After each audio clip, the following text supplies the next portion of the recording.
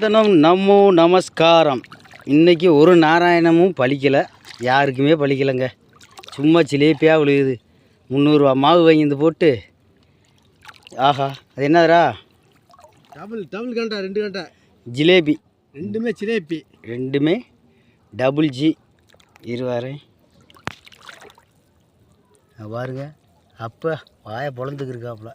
பூரா கட்டில் கண்டைக்கு போட்டோம்னா ஜிலேபி கண்டாதான் விழுகுது. ஜிலேபி கண்டையாக தான் விழுகுது. இங்கே பாருங்க, எக்கச்சக்கமான ஆள், யாருக்கும் எதுவும் கிடைக்கலங்க. அதான் சும்மா ஆர்வ குளரில் அப்படியே பண்ணி தர்றது.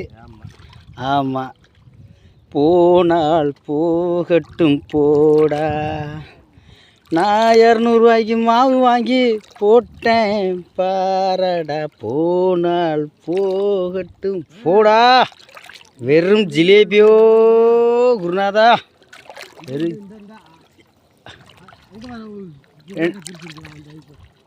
அந்த பயில கூட கொடுத்து விடு குருநாதா. போனால் போகட்டும் போடா.